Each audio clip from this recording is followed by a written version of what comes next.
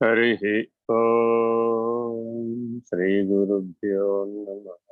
हरिः ओम् ब्रह्मानं परमसुखदं केवलं ज्ञानमूर्तिं द्वन्द्वातीतं गगनसदृशम् तत्त्वमस्यादिलक्ष्यम्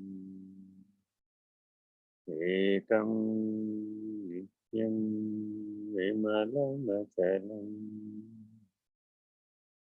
सर्वधी साक्षिभूतं भावातीतं त्रिगुणरहितं सद्गुरुं तं नमामि। नमो ब्रह्मादिभ्यो ब्रह्मविद्या कर्तृभ्यो वंश ऋषिभ्यो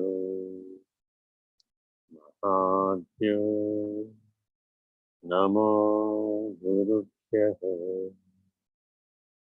सर्वोपप्लवरहित प्रज्ञानघन प्रत्यगर्थो ब्रह्मैवाहमस्मि। अहं पदार्थरहितः सदाशिवसमारम्भाः व्यासशङ्करमध्यमाम् अस्मदाचार्यपर्यन्ताः वन्दे गुरुपरम्पराम्। हरिः ओम् श्रीगुरुभ्यो नमः। हरिः ओम् नारायण नारायण। సాయిరామ్ గురుగారు. సాయిరామ్. 16వ శ్లోకం అండి.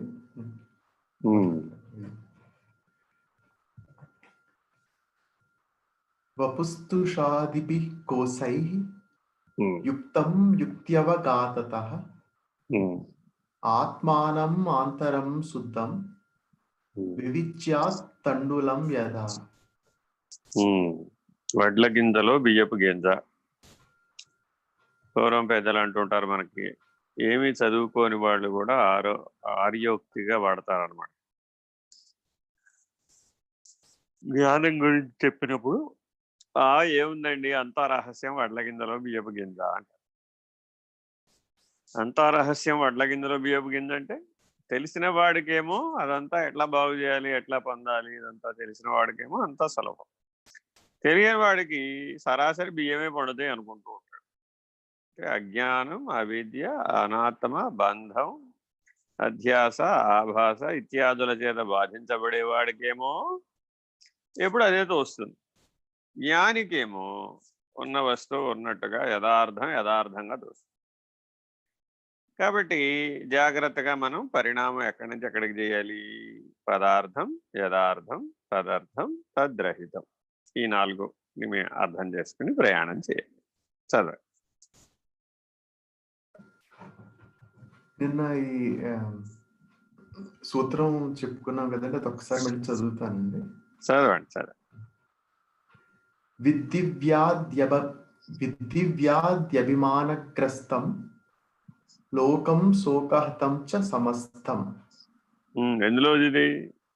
భజ గోవిందం భజ గోవిందం. మోహముద్గరం. దీనికి ఏమని పేరంటే మోహముద్గరం. అర్థమైందా? అందరూ భజ గోవిందం అనే పేరు మీద అంటారు, కానీ దానికి వాస్తవ నామం మోహముద్గరం. ఈ మోహముద్గరం అనేది అంటే మనలో మోహాన్ని పోగొట్టేటటువంటి శోకము, మోహము, ఈ 2 కదా మన లక్షణాలు. జీవుడి లక్షణాలు శోకం, మోహం. ఈ రెండింటిని పోగొడుతుంది. కాబట్టి దానికి మోహముద్గరం అని పేరు. అందులో ముఖ్య సూత్రం ఇదే. ఇది వ్యాధి అభిమానగ్రస్తం లోకం శోకహతంచ సమస్తం. ఇది జీవుని యొక్క జగత్తు యొక్క వాస్తవిక స్థితిని తెలియజేస్తుంది. దీంట్లో నుంచి బయటపడాలి అంటే ఒకే ఒక ఉపాయం ఉంది. అదేమిటి? శరణాగతి. ఈశ్వరుడికి కానీ సద్గురుమూర్తికి కానీ బయటపడాలి అంటే తప్పక శరణాగతి చేయాలి. ఎవరైనా ఈ ప్రపంచంలో శోకం చేత కానీ మోహం చేత కానీ బాధపడేవాళ్ళు ఉంటే వాళ్ళు బాధపడ్డాకే తెలుసుకోగలుగుతారు, ముందు తెలుసుకోలేరు. అలా బాధపడ్డాక తెలుసుకున్న తర్వాత కూడా దాంట్లో నుంచి బయటపడాలి అంటే ఎంత ప్రయత్నించినా అది లోపలికి లాక్కుపోతూ ఉంటుంది, సుడిగుండంలాగా. అప్పుడు ఏం చేయాలి? దాంట్లో నుంచి అపసవ్య దిశలో నిన్ను బయటపడేసేటటువంటి ఈశ్వరుడు, అలాగే సద్గురుమూర్తి, వీళ్ళలో ఎవరో ఒకరికి శరణాగతి అవ్వాలి. అవ్వకపోతే ఆ శోకం మోహంలో నుంచి బయటపడలేడెప్పటికీ. తప్పక ఇలా శరణాగతి ద్వారా సాధకులు దాన్ని ముక్తులవ్వాలి, దాంట్లో బయటపడాలి. చదవండి.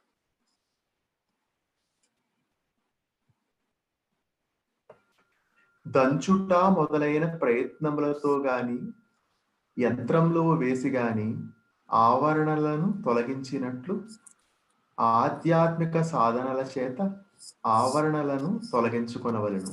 Very important. ఆధ్యాత్మిక సాధన మేము చాలా కాలం సాధన చేస్తున్నామండి, విచారణ చేస్తున్నామండి, యజ్ఞ యాగాది క్రతువులు చేశామండి, కర్మ మార్గమో భక్తి మార్గమో యోగ మార్గమో ధ్యాన మార్గమో ఏ పేరన్నా పెట్టుకోండి, అబ్బో మా కుటుంబం అంతా ఆధ్యాత్మికమేనండి అన్న వాళ్ళందరూ ఆవరణ దోషం ఎంత మేరకు నివర్తమైంది అంటే శిష్యుడు పరిణామం ఎక్కడ దాకా చెందాడో గురువు ఎట్లా గుర్తిస్తాడు అంటే ఆవరణ దోషం నివర్తమైందా లేదా, అహం నివర్తమైందా లేదా, ఇలా ఆలోచిస్తూ ఉంటారు. దీనికి ఒక ఉదాహరణ ఉంది. ఎలా చెక్ చేస్తారో కూడా మీకు క్లూ ఇస్తున్నాను. గురువు గారి శిక్షణ ఎలా చెక్ చేస్తాడు అంటే అందరికీ common set of rules, common set of teaching, విధి విధానాలు, అనేక రకాలైన నియమాలు, అనేక రకాలైనటువంటి విచారణ బోధ అందరినీ కామన్గా కూర్చోబెట్టి చెప్తాడు. కామన్గా కూర్చోబెట్టి చెప్తే అందరూ వినేస్తారు. అందరూ విన్న తర్వాత కొంతమంది మిగిలిపోతారు. మిగిలిపోయి వీళ్ళు ఏం చేస్తారు? పర్సనల్ ఇంటర్వ్యూ అనమాట, వ్యక్తిగతమైన ఇంటర్వ్యూగా సరే వస్తారు. వీళ్ళు ఏం చేస్తారు? అయితే వాళ్ళ సాధనలలో నుంచైనా వాళ్ళు ప్రశ్నలు వేస్తారు, వాళ్ళ స్వాధ్యాయంలో నుంచి అయినా ప్రశ్నలు వేస్తారు. అలా కాదనుకోండి, అప్పుడు ఏం చేస్తారు? జాగ్రత్తగా అప్పుడు ఇచ్చినటువంటి సెట్ ఆఫ్ రూల్స్, అప్పటికప్పుడు బోధించినటువంటి అంశాలు ఏవైతే ఉంటాయో అవి వాటిలో నుంచి అడుగుతారు. ఇలా వాళ్ళ స్పందనలు ప్రతిస్పందనల్లో నుంచి వాళ్ళ ఆవరణ దోషం ఏ మేరకు నివర్తమైంది అనేది గమనిస్తుంటారు. ఇంకా వాళ్ళు దేని చేత బాధించబడుతున్నారు, ఏ విక్షేప దోషం చేత బాధించబడుతున్నారో గమనిస్తారు, ఏ మలత్రయం చేత బాధించబడుతున్నారు అనేది గమనిస్తారు. ఇది ప్రధానంగా శిష్యుడిలో ఏ గురువు అయినా సరే భూతద్దం పెట్టి వెతికి చూసేది. నీ మానసిక అవస్థ, నీ బౌద్ధికమైనటువంటి పరిస్థితి, ఈ రెండింటిని చిత్త వృత్తి అహంకార లక్షణం, ఈ 4 కలిపి మనకి ఇలా కనబడుతుంటాయి అన్నమాట.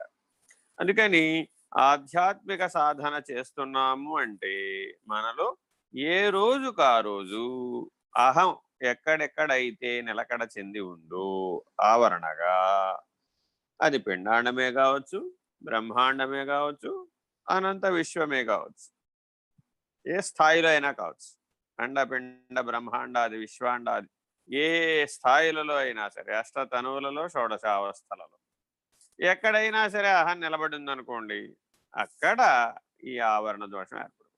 అహమే ఆవరణ, వేరే ఇంకేం లేదు. అహం నివర్తించబడితే కైవల్యమే, వేరే ఇంకేం లేదు. తను తాను తెలుసుకోవడమే అతీత మార్గం, తనను తాను పోగొట్టుకోవడమే రహిత మార్గం. ఆవరణ దోషం ఏ స్థాయిలో ఉంది, ఎలా ఉంది అని అష్టతను నిర్ణయంగా, షోడశావస్థల నిర్ణయంగా తెలుసుకోవడమే అతీత మార్గం. వీటిని పోగొట్టాలి రహిత మార్గంలో. అది కైవల్య మార్గం. వేదాంత విద్య అంతా ఈ 2 మార్గాలలోనే ఇమిడి ఉంది. నువ్వు మల విక్షేపాలను పోగొట్టుకుని ఆవరణ దోషం తెలుసుకోవాలి మొట్టమొదట. ఆవరణ దోషం తెలుసుకున్న తర్వాత దాన్ని రహితపరచాలి.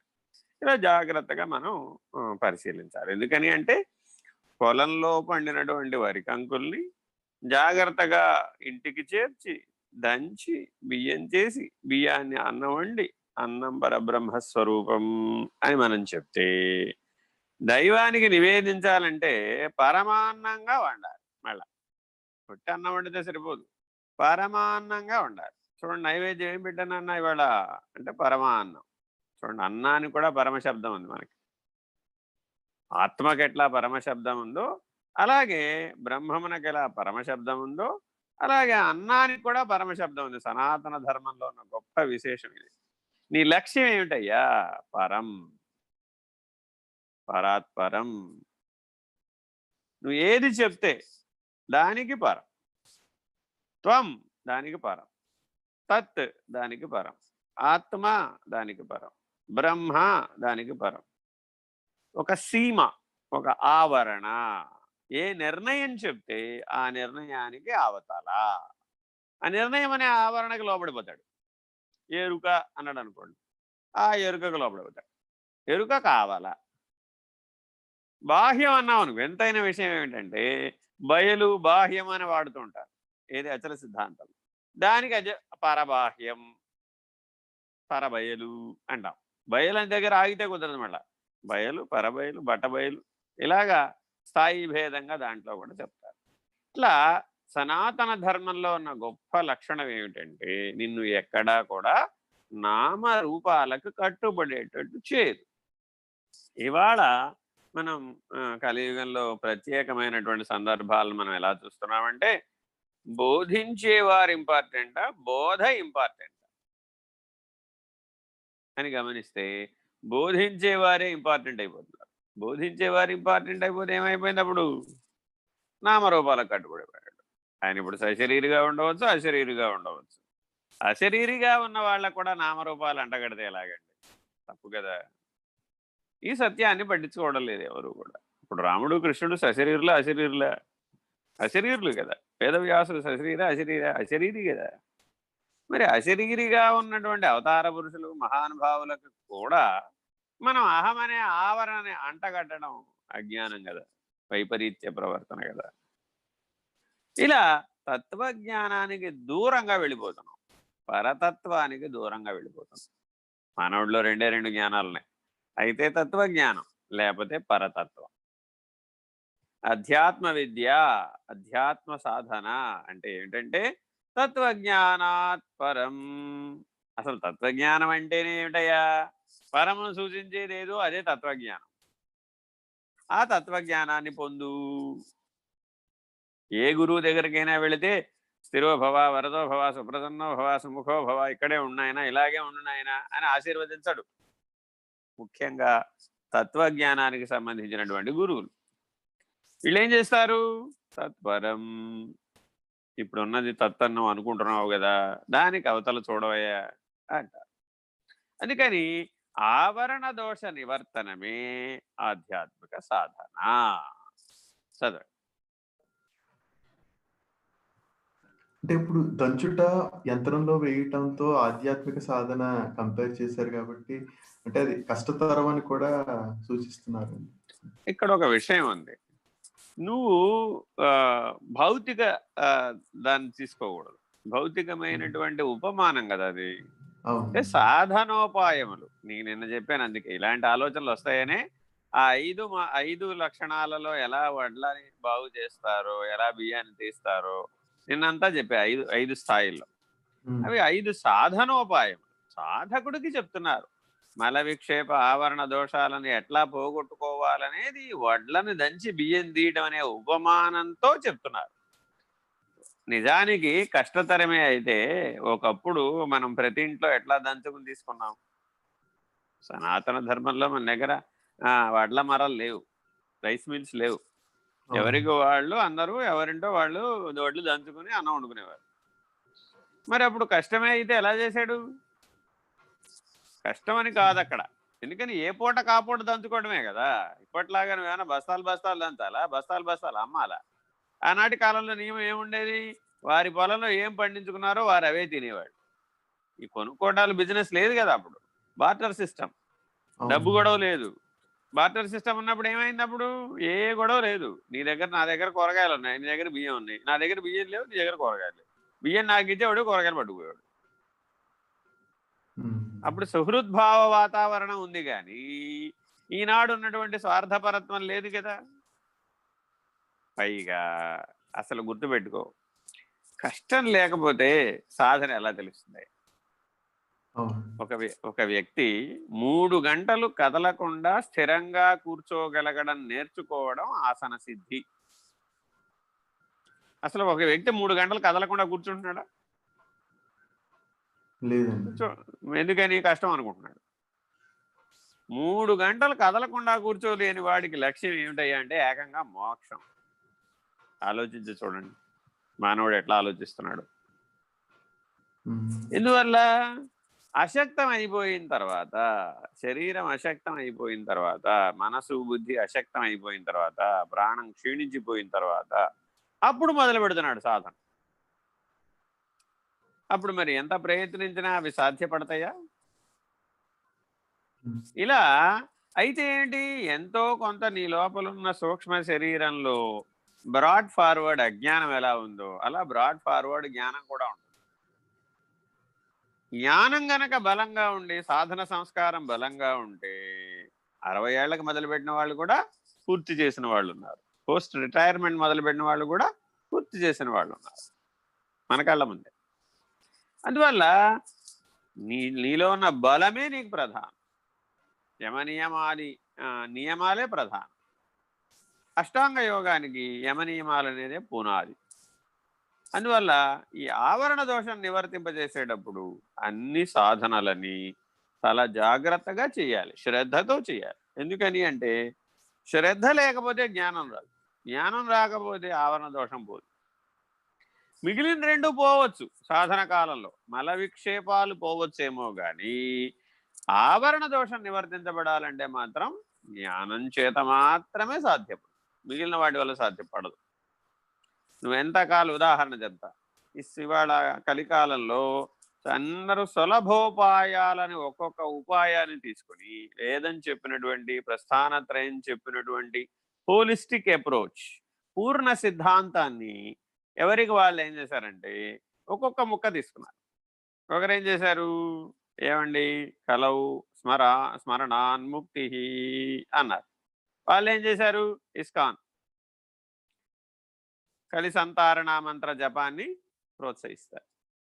24 గంటలు జపం, నామస్మరణ, ఆ వాయిద్యాలతో నామస్మరణ చేస్తుంది ఉత్సాహంగా, ఆనందంగా, భక్తి సంకీర్తనం. మొత్తం సాధన అంతా అదే. మిగిలిన వాటికి ప్రాధాన్యత తగ్గిపోతుంది. ఇంకోరు ఉన్నారు, వాళ్ళు ఏం చేశారు? శ్వాస మీద ధ్యాస, మీరేం చేయమాకండి, కొట్టి శ్వాస మీద ధ్యాస చేయండి. విపాసన అని ఒక సిద్ధాంతం ఉంది, వాళ్ళు అంతే, ఊరక చూడటం, ఏం చేయొద్దంటారు, ఊరక చూస్తూ ఉండంతే. ఇంకో మార్గం వాళ్ళున్నారు, వాళ్ళు మౌనం, ఎంతసేపు మౌనమే. ఇంకో మార్గం వాళ్ళున్నారు, భృక్తరహిత తారక రాజయోగం. వాళ్ళేంటి? వాళ్ళు కేవలం ధ్యానం, ధ్యానం ఒక్కదాన్ని స్వీకరించారంతే. యోగం కంటే పై మెట్టుకు తీసుకెళ్లే ధ్యానాన్ని స్వీకరించారు వాళ్ళు. ఇట్లా ఇంకొకరు ఏం చేశారు? సహజ మార్గం, వాళ్ళు ప్రాణాహుతి, ప్రాణం మీద ప్రయోగం చేశారు వాళ్ళు. ఇంకొకరు ఏం చేశారు? కర్మ మార్గం, వాళ్ళెవరు? యజ్ఞాలు, యాగాలు, వగైరాలు చేసేవాళ్ళు. ఆయుధ చండీ హోమం ఇట్లాంటి పెద్ద పెద్ద పనులు చేస్తారు. అతిరుద్రయాగం, సోమయాగం ఇలాంటివి చేస్తారు. అబ్బో, అది చాలా పెద్ద పెద్ద దీక్షలు అవి. ఎందుకని? దరిదాపు ఒక 18 రోజుల దాకా ఒక్కొక్క యాగం పడితే ఆ 18 రోజులు యాగకర్త ఆహారం లేకుండా ఉండాలి. కేవలం ఒక చిన్న గ్లాసుడు పాలు తీసుకుని నియమంగా ఉండాలి. మరి అలా నిలబెట్టగలగాలి అన్నమయ శరీరాన్ని. అలా స్థిరంగా ఉంచుకోవాలంటే మరి ఎంత సాధకుడై ఉండాలి. అట్లా పూర్వకాలం నుంచి సనాతన ధర్మంలో అనేక రకాలైనటువంటి సాధనలు. కేవలం గాలిని ఆహారంగా భుజించేవాళ్ళు, కేవలం నీటిని ఆహారంగా భుజించేవాళ్ళు, కేవలం ఆకుల్ని ఆహారంగా భుజించేవాళ్ళు, ఇట్లా కేవలం కందమూలాదులనే భుజించేవాళ్ళు, కేవలం పళ్ళని మాత్రమే భుజించేవాళ్ళు, ఇట్లా కేవలం నిరాహారులుగా ఉండేవాళ్ళు, పంచాగ్ని మధ్యంలో ఉండేవాళ్ళు, ఇలా నది మధ్యంలో ఉండేవాళ్ళు, అంటే కంఠం వరకు నీళ్ళలో ఉంటారు, తపస్సు చేస్తారు. ఏకపాదం మీద నిలబడేవాళ్ళు, చెయ్యెత్తి నిలబడతాడు ఒక ఆయన, అంతే, ఎప్పటికి జీవితకాలం చెయ్యెత్తే ఉంటాడు అంతే. కొంతమంది ఇట్లాంటి విపరీత ప్రవర్తనలు చాలా ఉంటాయండి. వీటి సాధనల్లో అసలు ఉన్నన్ని విపరీత ప్రవర్తనలు ఏది ఎందులోనూ ఉండవు. కానీ ఇవన్నీ మల విక్షేపాదులకు పనికొస్తాయి. కానీ తత్వజ్ఞానం విన ఆవరణ దోషం నివర్తి కాదు, సమస్య లేదండి. ఆవరణ దోషం మిగిలిపోతే మరల మల విక్షేపాలు తయారైపోతాయి. సందర్భానుసారం అర్థమైందండి. వాళ్ళ సాధన గురించి ప్రశ్నించాడు అనుకోండి, అంతే, ఆ సాధనతో కూడిన సాధకుడు ఉంటాడు లోపల, వాడు రియాక్ట్ అవుతాడు. అదే జ్ఞాన సాధన కూడా సాధనే. జ్ఞానం తత్వజ్ఞానంగా పరిపక్వత చెందలేదు. అందుకే మనం ఏం చెప్తున్నాం, ఉర్వారు కమివ బంధనాన్ మృత్యోర్ముక్షీయమామృతాత్. దోసకాయ పండు బాగా పండాలి. ఎంత పండాలయ్యా? చెప్పా పెట్టకుండా తొడి ఊడిపోవాలి, ప్రయత్నం లేకుండా తొడి ఊడిపోవాలి, ఉన్నది ఉన్నట్లుగా తొడి ఊడిపోవాలి. మృత్యోర్ముక్షీయమామృతాత్.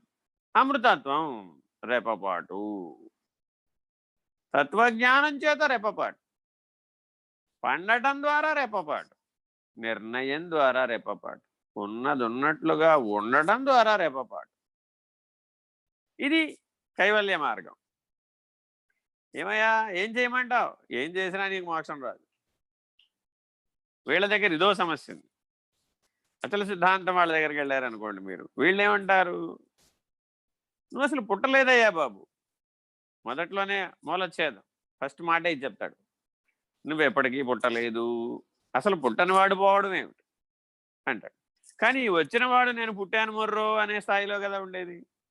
కాబట్టి ఎక్కడికక్కడ ఏ మూల కామూల, ఏ ముక్క కాముక్క సమగ్రంగా చెప్పకపోతే, పూర్తిగా మల విక్షేప ఆవరణ దోషాలను గనక నివర్తించకపోతే, ఏ మార్గంలో నువ్వు సాధన చేసినా, ఏ మార్గంలో సిద్ధాంతాన్ని విచారణ చేసినా, నువ్వు తత్వజ్ఞానాన్ని, పరతత్వాన్ని సరిగ్గా నిర్ణయం పొందాలి. అప్పుడు మాత్రమే ఆవరణ దోషం నివర్తం అవుతుంది. మల విక్షేపాలు పోగొట్టుకోవడానికే ఎక్కువ కష్టం, ఆవరణ దోషం పోగొట్టుకోవడానికి కష్టం ఉండదు. ఎందుకని? అది జ్ఞానంతో చేసే పని, తత్వజ్ఞానంతో చేసే పని, పరతత్వ నిర్ణయంతో చేసే పని. చదువు. శ్రవణ మనన నిధిధ్యాసనల చేతను, శృతి యుక్తి అనుభవముల చేతను సాధించవలను. శృతి యుక్తి, ఇది గుర్తుపెట్టుకోండి. చాలా మంది శ్రవణ మనన నిధిధ్యాసలు చేస్తారు. ఏం పొందాలి వాళ్ళు? శృతి యుక్తి. శృతి చెప్పినటువంటి యుక్తిని తెలుసుకోవాలి. రీడ్ బిట్వీన్ ది లైన్స్ అంటుంటాం మనం. అక్కడ ఏముందో అదే వాక్యాలను ఎంతసేపు పునశ్చరణ చేసినా నీకేం స్ఫురించలేదనుకోండి, వృధా, మళ్ళా చేయాల్సిందే. అందువల్ల చాలా జాగ్రత్తగా వెతికి పట్టుకోవాలి, శృతి యుక్తిని కరెక్ట్గా తెలుసుకోవాలి. శ్రవణ మనన నిధిధ్యాసలలో జ్ఞాన మార్గానికి సంబంధించిన సాధనలు అయినప్పటికీ వీటిలో శ్రవణ సుఖాన్ని పొందడం వరకే సాధకులు ఆగిపోతారు. అంటే వింటూనే ఉంటారు. ఏమని చెప్తారు? ఏమండి 20 ఏళ్ళ నుంచి మేము అందరు స్వామీజీలు చెప్పినవన్నీ విన్నామండి.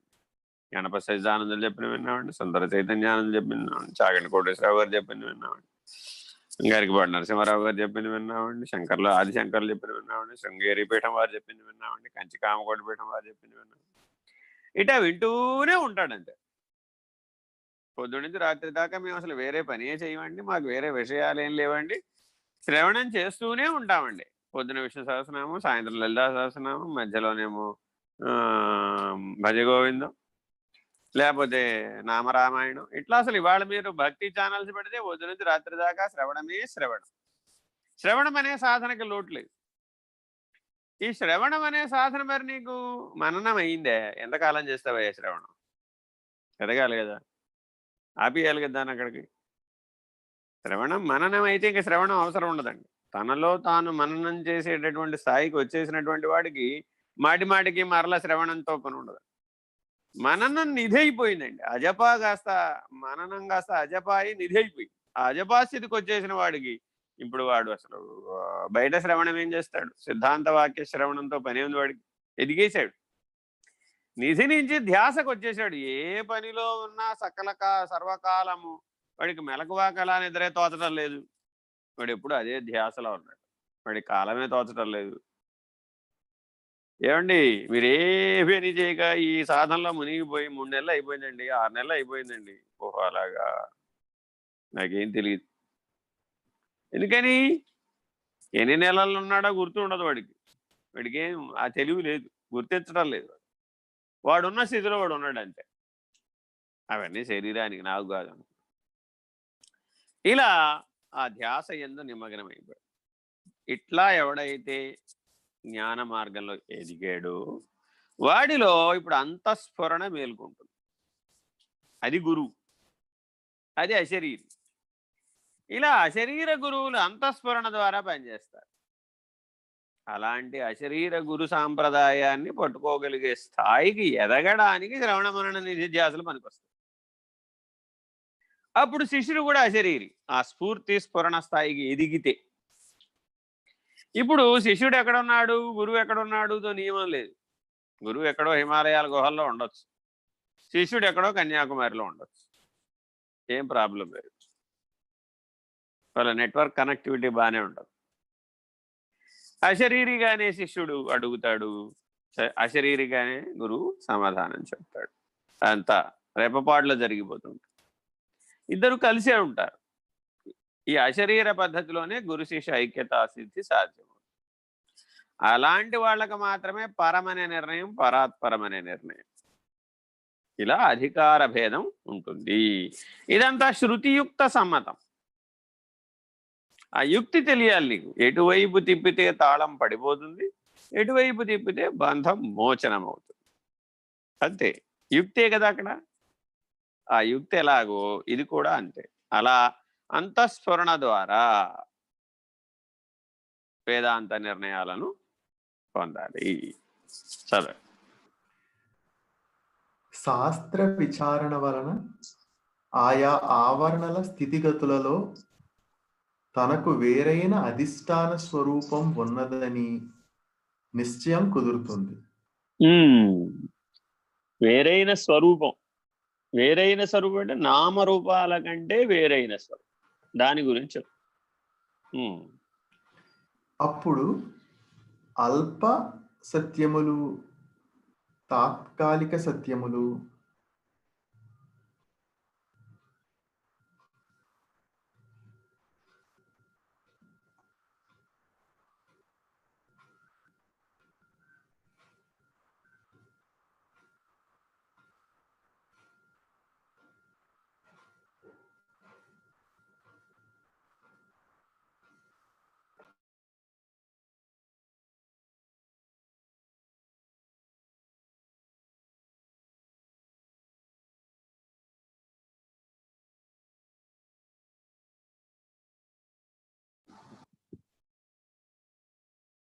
చెప్పండి.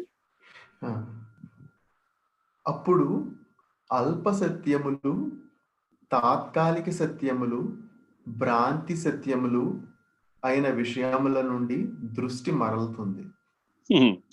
చూడండి ఈ వాక్యంలో అల్ప సత్యాలు, తాత్కాలిక సత్యాలు, భ్రాంతి సత్యాలు, సత్యాలని అంటున్నాడు అక్కడ. ఎందుకని? ఆ ఆవరణలో మునిగి ఉన్నాడు కాబట్టి. అల్ప సత్యం ఉదాహరణ చెప్తా చూడండి. అల్ప సత్యం అంటే ఏమిటి? ఉయ్యాల్లో పిల్లాడు. ఉయ్యాల సుఖాన్ని ఇస్తుందా లేదా? ఇస్తుంది. బాగుందా లేదా?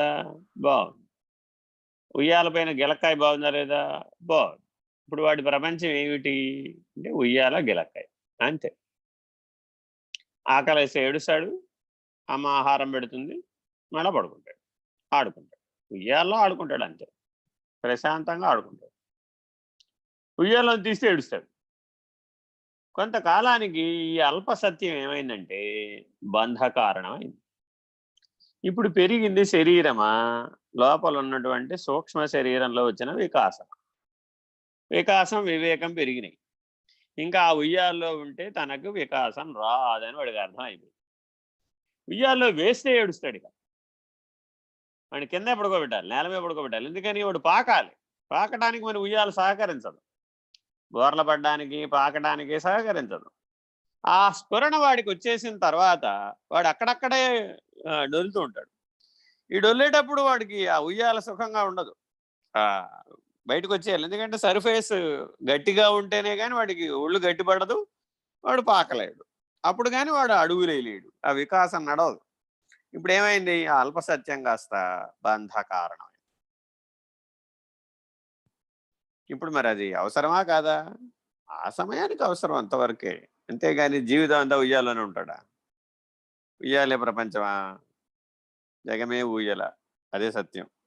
ఆ పాఠం చిన్నప్పుడే బోధించాం. ఒరే నాయనా, కదిలే ఊహలకే కన్నులుంటే నువ్వు జాగ్రత్తగా నీ మనసును గమనించగలిగితే ఈ జగమే ఊయల, వస్తూ పోతూ, అంతకు మించి ఏమి లేదు అనే సత్యాన్ని ఆనాడే తల్లి బోధించింది. ఉయ్యాల్లో వేసి, ఉయ్యాల్లో వేయటం ఒక వేడుక మన దగ్గర. నిజానికి వేడుక కాదు అది. ఆ పిల్లవాడికి ఆ పాట పాడుతూ, ఆ జోలపాట పాడుతూ ఆ తత్వజ్ఞానాన్ని అందించే విధానం, తల్లి గురువై బోధించే విధానం ఆ ఉయ్యాల పాట. ఇలా మన సనాతన ధర్మం అల్ప సత్యం అంటాం వెనక ఉన్న ఉద్దేశం ఇది. ఇక రెండోది తాత్కాలిక సత్యం.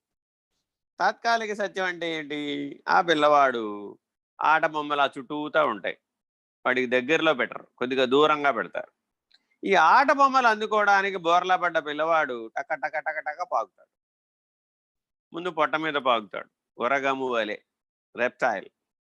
ఆ పాకే జంతువుల వికాసం వచ్చేస్తుంది అనమాట. బోర్లా పడతాడు, పాకే జంతువుల వికాసం వచ్చేసి చక్ చక్ చక్ చక్ చక్ ఆట బొమ్మను అందుకోవడానికి పాకుతాడు. ఇప్పుడు అది వాడికి సత్యమేనా కాదా? సత్యమే, తాత్కాలిక సత్యం. ఆట బొమ్మల కోసం వికాసం అనుకున్నాడు వాడు. కానీ తల్లిదండ్రికి తెలుసు ఆ వికాసం వాడికి అవసరం, ఆ వివేకం వాడికి అవసరం, ఆ పరిణామం వాడికి అవసరం. వాడు ప్రశాంతంగా మనుజన భావంలాగా పడుకుంటే ఊరుకోరు. ఎందుకని? ఉత్తరోత్తర వాడు ఎదగకపోతే ఎట్లాగ మరి? వాడికి వాడే బరువు అయిపోతాడు. అందుకని తాత్కాలిక సత్యాల చేత ప్రేరేపణ చెందిస్తారు. ఇది 16 సంవత్సరాల దాకా విషయ వికాసం వచ్చేదాకా తాత్కాలిక సత్యాలే. ఏదో ఒక దాని చేత ప్రేరేపణ పొందుతూ ఉంటాడు, ఏదో ఒక అంశాల్లో ప్రవేశిస్తూ ఉంటాడు, ఏదో ఒక అంశం. ఊరుకు కూర్చుంటా వెంటరా, వెళ్ళి ఆడుకో. కనీసం చదువుకోకపోతే ఆడుకోనన్నా ఆడుకోమంటారు.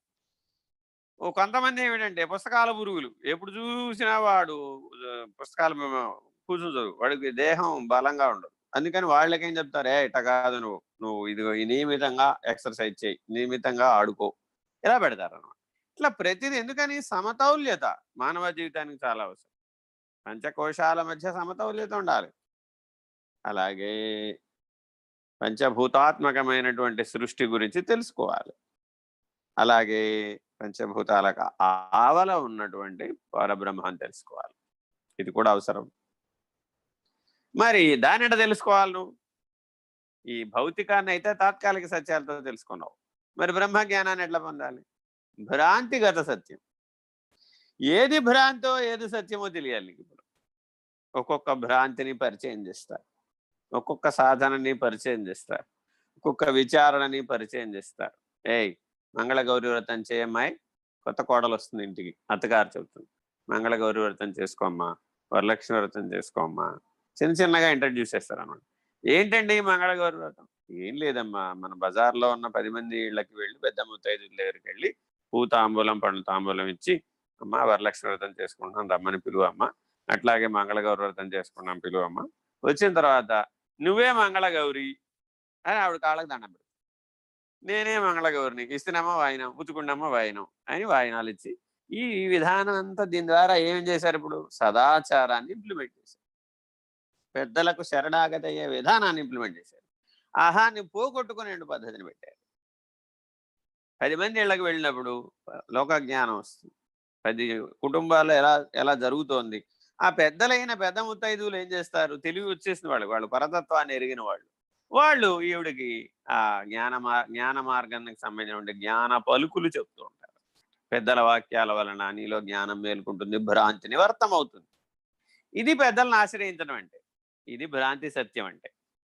ఇప్పుడు ఈ అమ్మాయికి కొత్తగా వచ్చినటువంటి కోడలకి అంతా అత్తవారి ఇల్లంతా కూడా అంతా కొత్త కొత్తగా ఉంటుంది. మనుషులు కొత్త, వాతావరణం కొత్త, పరిస్థితులు కొత్త. ఇవన్నీ నార్మలైజ్ అయిపోయి ఇల్లు నా ఇల్లే అనే భ్రాంతిని పొందాలి. నా ఇల్లే అన్న భ్రాంతి పొందిన తర్వాత ఏం చేయాలి? అమ్మ ఇల్లు అంటే శరీరం కానీ ఈ సిమెంట్ గోడలు కాదు అని చెప్పాలి. నువ్వు శరీరివి కానీ శరీరానివి కావు అని చెప్పాలి. అదే దానికి వ్రతం పేరు వరలక్ష్మి వ్రతం, మంగళగౌరి వ్రతం, లేదు వినాయక చవితి. అమ్మాయి నువ్వే ఈసారి లీడరు అని అత్తగారు పక్కకి తప్పుకుంటుంది. అన్నిటికీ అత్తగారు పక్కకి తప్పుకోవాలన్నమాట. ఇక తప్పుకుని ఏం చేయాలి? అత్తగారేం వానప్రస్థం పుచ్చుకోవాలి, ఆ కొత్త కోడలకి బాధ్యతలన్నీ అప్పచెప్పియాలి. ఏమైనప్పుడు నువ్వు శరీరం కాదు అని తెలియజెప్పే పనికి అత్తగారు గురువు గారు, భర్త గారు గురువు గారు, మామయ్య గారు గురువు గారు. ఒకవేళ వీళ్ళకంటే కోడలు గారే తెలివైంది అనుకోండి, జ్ఞానవంతరాలు అనుకోండి, ఆవిడే వీళ్ళకి తెలియజెప్తుంది, నష్టమేం లేదు. కాబట్టి వయోభేదాన్ని మనం నిమిత్త మాత్రం అన్నమాట, మిగిలిందంతా జ్ఞానభేదమే. ఇట్లా తాత్కాలిక సత్యం, భ్రాంతిగత సత్యం, అలా జీవితం అంతా కూడా మనని పరిణమింపచేస్తూ ఉంటాయి. ఆ వాక్యం మళ్ళా చదవండి.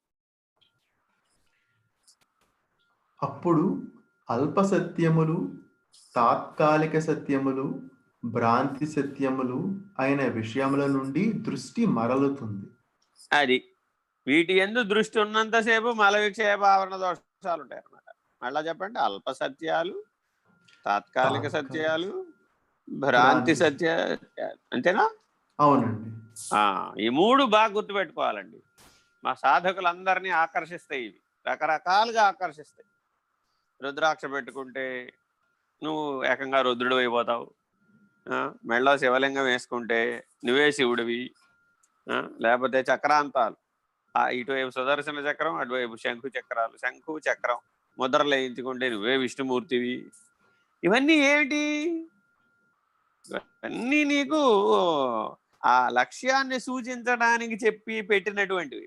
అల్ప సత్యాలు, తాత్కాలిక సత్యాలు, భ్రాంతిగత సత్యాలు. విభూతిని ధరిస్తే చాలయ్యా నువ్వే శివుడివి, కుంకం పెట్టుకుంటే చాలయ్యా, పసుపు మొహం నిండా పసుపు రాసుకుంటాడు, మొహం నిండా పసుపు రాసుకుని పెద్ద బొట్టెడతాడు, చేతిలో గాజులు వేసుకుంటాడు, కాళ్ళకు పట్టీలు ఎట్టుకుంటాడు, స్త్రీ వలె వేషధారణ చేసి నేనే అమ్మవారిని అంటాడు. ఈ రకమైన దీక్షలు కూడా ఇవాళ కనబడుతున్నాయి. ఇలా వీటన్నిటి వెనకాల రహస్యాలు ఏంటి అంటే శివదీక్షలు, భవానీ దీక్షలు, అయ్యప్ప దీక్షలు, విష్ణు దీక్షలు, శని దీక్షలు, అవి ఇవి కాదు అసలు. ఈ ప్రపంచంలో దీక్షలు ఇప్పుడు యేసు ప్రభువులు కూడా దీక్షలు పెట్టుబడి. ఇవన్నీ ఏమిటంటే ఇట్లా దీక్షలతో మిమ్మల్ని పరిణామం చెందించే విధానం అంతా ఏమిటి అంటే అల్ప సత్యాలు, తాత్కాలిక సత్యాలు, భ్రాంతి సత్యాలు. జ్ఞానం రానంత వరకే ఇవ్వనికి వస్తాయి. జ్ఞానం వచ్చేసిన తర్వాత ఇంక ఇవి ప్రయోజనశీలం కావు. ఎలాగా? స్కూల్కి యూనిఫామ్ ఉంటుంది, యూనివర్సిటీకి కూడా యూనిఫామ్ ఉంటుందా? ఎక్కడన్నా ఎంఎస్ చదువుకోవడానికి అమెరికా వెళ్ళాడండి. అమెరికాలో ఎంఎస్ చదువుకునే ఆక్స్ఫర్డ్ యూనివర్సిటీలో, ఏమండి ఆక్స్ఫర్డ్ యూనివర్సిటీకి ఇక్కడ యూనిఫామ్ లేదేమిటండి అని అడుగుతారు ఎవరన్నా? No need. ఎందుకని? అక్కడంతా జ్ఞానులు కదా. యూనివర్సిటీలో చదువుకునేవాడు ఎవడు? పిహెచ్డి చేసేవాడు జ్ఞాని. వాడు తత్వం నుంచి పరతత్వానికి ఎదుగుతున్నాడు. ఒకసారి తత్వజ్ఞాన నిర్ణయం వచ్చేసిన తర్వాత ఇంకా వాడికి యూనిఫామ్ పెట్టాలా వద్దా అంటే, ఇంకా యూనిఫామ్ గురించి ఆలోచిస్తున్నాడు వాడు, ఇంకా కిండర్ గార్డెన్లోనే ఉన్నాడు. ఇది మనం గమనించాలన్నమాట. అందుకని మన జీవితం అంతా అల్ప సత్యాలు, తాత్కాలిక సత్యాలు, భ్రాంతిగత సత్యాలతోనే ఎదుగుతాము. ఎదగడం కోసమే అవి ప్రతిపాదించబడ్డాయి.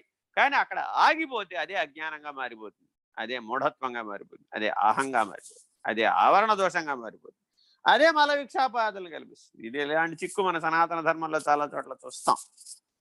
చాలా మంది ఆ వికాసం పూర్తి కాకుండా, వివేకం పూర్తి కాకుండా అక్కడికి ఆగిపోతాడు. మడిబడ్డ దగ్గర బండి ఆగిపోతుంది. మడిబడ్డ దగ్గర బండి ఆగిపోతే ఎట్లాగా? అది కేవలం అల్ప సత్యం. ఉయ్యాలంత అవసరము, మడిబట్ట కూడా అంతే అవసరం, అంతకుమించి అవసరం లేదు. చదవ. జీవుడు సాధకుడై తాను గ్రహించదగిన ధరించగలిగిన స్వరూపమును పొందుతాడు. స్వరూపాన్ని లక్ష్యం వీటి ద్వారా చదవండి. ఇప్పటితో కృష్ణానంద మఠం వారిది పూర్తయిందండి. Very good. సుందర చైతన్యానంద వారిది చదువు.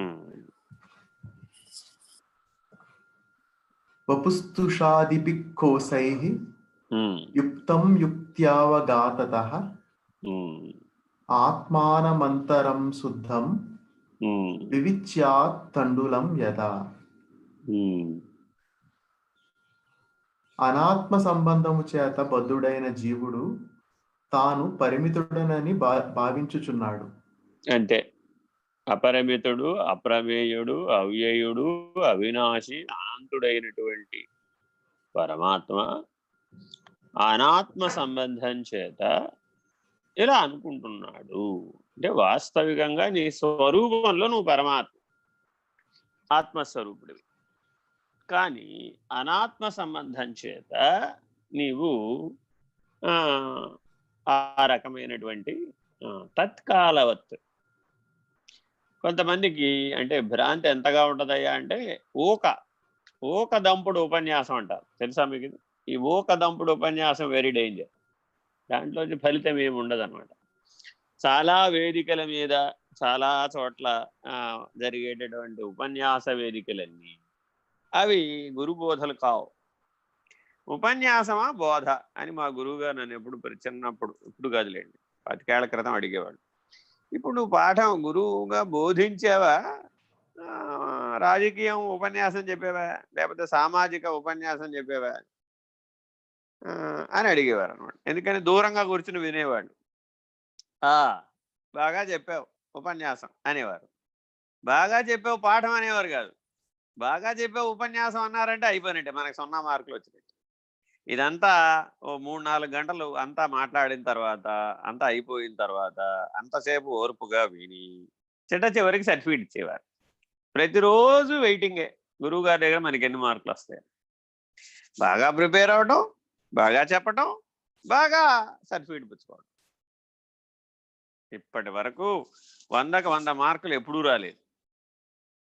ఎప్పుడు చెప్పినా కొద్దిగా తక్కువ మార్కులే వచ్చాయి. ఎందుకని? మరి వారి స్థాయి వేరు, వారి స్థాయిలోకి మనం అందుకోలేకపోతాం.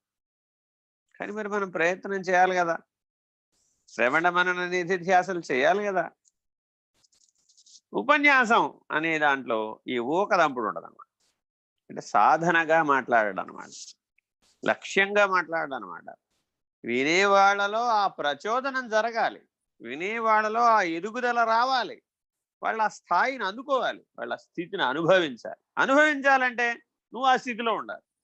ఇది గుర్తుపెట్టుకోవాలి. మాట్లాడేవాళ్ళు ప్రతి వాళ్ళు ఆ స్థితిలో ఉండి మాట్లాడాలి. ఆ ఏ లక్ష్యస్థితి గురించి అయితే చెప్తున్నాడో ఆ లక్ష్యస్థితిలో స్థిరంగా ఉండి ఎవడైతే చెప్తాడో వాడి వాక్కు ద్వారా, వాడి దర్శనం ద్వారా, వాడి స్పర్శనం ద్వారా ఆ చైతన్య స్ఫురణ, ఆ శక్తి వినేవాళ్ళలో ప్రవేశిస్తుంది. అసలు ఇలాగే చేయలేని వాడు మౌనంతో ఎలా పనిచేస్తాడు? దేశికులైన వాళ్ళందరూ మౌన స్థితితో పనిచేస్తున్నారు.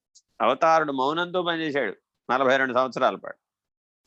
అట్లా మహానుభావులందరూ కూడా మౌనంతో పనిచేశారు, మాటలతో పనిచేయలేదు.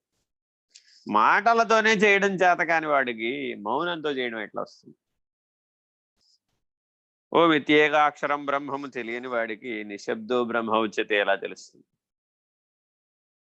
కాబట్టి మనం ఏదో అవకాశం వచ్చింది కదా, ఓ గంట ఏదో ఎలాగోలా మనకు తెలిసినవన్నీ పాడేద్దాం, మనకు తెలిసినవన్నీ చెప్పేద్దాం అనుకునేవన్నీ కూడా అవేమిటి? కేవలం పొల్లుని దంచడం, ఊకం దంచడం అనమాట. దాంట్లోంచి బియ్యం రావు. నువ్వు ఎంతసేపు దంచినా బియ్యం రావు. వడ్లు దంచితే బియ్యం వస్తాయి కానీ ఊకం దంచితే బియ్యం వస్తాయి. అలాగే సాధకులైన వాళ్ళు కూడా మేము ఎన్ని గంటలు ఖర్చు పెట్టాము, ఎన్ని గంటలు ఖర్చు పెట్టాము అని చూసుకోవడం కాదు. ఏ రోజుకి ఆ రోజు స్వాధ్యాయం చెయ్యాలి. ఈ రోజు నేను మల విక్షేప ఆవరణ దోషాలను ఏం తొలగించుకోగలిగాను, లక్ష్య స్థితిలో ఎలా ఉండగలిగాను, అల్ప సత్యాల దగ్గర ఆగిపోయినా, తాత్కాలిక సత్యాల దగ్గర ఆగిపోయినా, భ్రాంతి సత్యాల దగ్గర ఆగిపోయినా, స్వరూప జ్ఞానంలో ఉన్నానా, ఇలా సరి చూసుకోవాలి. Very very important. లేకపోతే ఒక దంపుడు అయిపోతుంది. చదవండి. పంచకోశములతో తాదాత్మ్యం చెంది ఆయా వికారములను అనుభవించుచున్నాడు. వికారాలను అనుభవిస్తున్నాడు. విచారణ చేసి చూడగా తాను ఆత్మయేనని, పంచకోశములకు విలక్షణుడనని తెలియగలదు. చూసాంగా మనం వరుసగా ప్రతిరోజు అదేగా విచారణ చేస్తున్నాం. పంచకోశములు నేను కాదు, నేను శుద్ధ స్ఫటికలింగ స్వరూపుడైన స్వాత్మస్వరూపుడను. అలాగే మల విక్షేప ఆవరణ దోషాలు నేను కాదు, నేను పరబ్రహ్మస్వరూపుడను. విచారణ ద్వారా అనాత్మ నుండి విడివడి ఆత్మానుభూతిని పొంది తరించు మార్గమును ఆచార్యులు ఈ శ్లోకంలో తెలియజేస్తున్నారు. Very very important. జీవుడు పంచకోశములను కలిగి ఉన్నాడే గాని యథార్థానికి పంచకోశములు కాదు. కోశము అనగా వర అని అర్థము. కత్తిని వరలో ఉంచుకొందురు. కత్తి వరలో ఉన్నను కత్తి వేరు వర వేరు. అంతేగా మరి, పనిచేసేది కత్తే గాని వర కాదు కదా. అవును. అలాగే పంచకోశములు వర లాంటివి కనుక ఆత్మ కన్నా భిన్నమై ఉన్నవి. Very very important. ఆత్మ ఎప్పుడూ కూడా సర్వవ్యాపకము, సర్వగతము, సర్వధారి, సర్వాధారి. చివరి లక్షణం చాలా ఇంపార్టెంట్, సర్వసాక్షి. సర్వాధారి, సర్వసాక్షి. ఈ రెండింటినీ చాలా జాగ్రత్తగా గుర్తుపట్టాలి. చదవండి. పంచకోశములలో మొదటిది అన్నమయ కోశము, అది ఏ శరీరము. జననముతో కదిలి మరణముతో అంతమయ్యేది శరీరము. అంతే. షడ్వికారముల గురించి చెప్తున్నారు ఇప్పుడు. ఈ షడ్వికారములు ఈ పంచకోశాలకే ఉన్నాయి. ఈ ఏమిటవి? పుట్టుట పోవుట. అన్నమయ కోశం పుట్టక ముందు లేదు, పోయిన తర్వాత కూడా లేదు. ఎవరు పుట్టిన తర్వాత, ఎవడు పోయిన తర్వాత అని అడిగారు. శరీరమే పుట్టింది, శరీరమే పోతుంది. జనన మరణాలు శరీరానికే కానీ నీకు కాదు. ఆత్మస్వరూపానికి జనన మరణాలు లేవు. ప్రారబ్ధాధీనమై మనుగడ సాగించును. కర్మచక్రానికి సంబంధించినంత వరకు అది కొద్ది కాలం అన్నమయ కోశం వ్యవహరిస్తూ ఉన్నట్లు కనబడుతుంది. ఆత్మ సహాయంతో, చైతన్య సహాయంతో. కొద్ది కాలం పుట్టింది, కొద్ది కాలం పెరిగింది, కొద్ది కాలం వికాసం పొందింది, కొద్ది కాలం విధి వ్యాధి అభిమానగ్రస్తమైంది, కొద్ది కాలానికి క్షీణించింది, కొద్ది కాలానికి లేకుండా పోయింది. ఈ షడ్వికారములు అన్నమయ కోశమునగే. నేను కదులుచుండ నా కళ్ళజోడు కదులును, కళ్ళజోడు తనకు తానుగా కదలలేదు. అంతే కదా, మనం అంతా కళ్ళజోడు పెట్టుకు చూస్తున్నాం. చూసేది కళ్ళజోడు కాదు కదా, కళ్ళు. చూసేది కళ్ళు కాదు కదా, మనస్సు. చూసేది మనస్సు కాదు కదా, నేను. ఇలా వెనక్కి రావడం నేర్చుకోవాలన్నమాట. ఇప్పుడు మనం అన్నమయ కోశం చూస్తోంది, ఆడుతోంది, పనిచేస్తోంది అని చెప్పామంటే అర్థం ఏంటి? కళ్ళజోడే స్వయంగా. కళ్ళు చూసే అన్నాం అనుకోండి, కొద్దిగా లోపలికి. కళ్ళు చూడటం లేదు, మనసు చూస్తుంది కళ్ళ ద్వారా అన్నాం అనుకోండి, ఇంకా కొద్దిగా లోపలికి. మనసు చూడటం లేదు, నేనుండబట్టే మనసు పనిచేస్తుంది కాబట్టి నేనే ఆధారం అన్నాం అనుకోండి, అప్పుడు ఇక మనసుతో పని లేదు, కళ్ళతో పని లేదు, కళ్ళజోడుతో కూడా పని లేదు. అని ఇప్పుడు వాడు వ్యవహారంలో కళ్ళజోడు పెట్టుకోకూడదా అనకూడదు. తన యందు తాను మునిగి ఉన్నప్పుడు కళ్ళజోడుతో పని ఉంది. ఇప్పుడు గాఢ నిద్రావస్థలో ప్రతివాడు మునిగిపోతున్నాడు అండి. కళ్ళజోడు పెట్టుకు పడుకుంటాడా? పడుకోవట్లేదుగా. ఎందుకని? కళ్ళతోనే పని లేదు అక్కడ. గాఢ నిద్రావస్థలో కళ్ళతోనే పని లేదు, కళ్ళే మూసేసాడు. కళ్ళు మూసేసిన వాడికి కళ్ళజోడుతో ఏం పని? అందుకని చాలా జాగ్రత్తగా గమనించాలి. ఏది దేనికి ఆధారము, ఏది దేనికి ఆధేయం. ఆధారాధేయ విమర్శ గురించి చెప్తున్నారు. చదవండి. అలాగే శరీరము కళ్ళజోడు వలె జడప్రాయమైనది, తనంతట తాను కదలలేదు, చూడలేదు, ఏం చేయదు. చైతన్య ప్రభావంతో చెలించును. అంతే. శవం దగ్గరికి వెళ్ళాం. చూడమ్మా అందరూ ఏమంటుంటారు, ఇటు చూడరా ఒరే ఒకసారి నన్ను పిలవరా అరే అంటుంటాడు. వాళ్ళ ఏడుపులన్నీ చూస్తే నాకు నవ్వొస్తుంది. వాడు బతికి బాగున్నప్పుడు పొరపాటు కూడా వాడిని పలకరించిన వాడు ఉండడు. వాడి దగ్గరికి వెళ్ళి నా ఇటు చూడు నాయన, నన్ను నాతో మాట్లాడు నాయన, నాకేదో చెప్తానన్నావు కదా నాయన అని వాడితో ఏదో శవంతో సంభాషిస్తూ ఉంటారు. ఇప్పుడు వీళ్ళు ఎవరితో మాట్లాడుతున్నారు, వాడితో వాళ్ళే మాట్లాడుకుంటున్నారు. అది ఏమైనా ఉలుగుతుందా పలుకుతుందా? అది బట్టి కళ్ళజోడు లాంటిది. అది ఉలకదు పలకదు కదలదు, ఏం ప్రయోజనం లేదు దాంతో.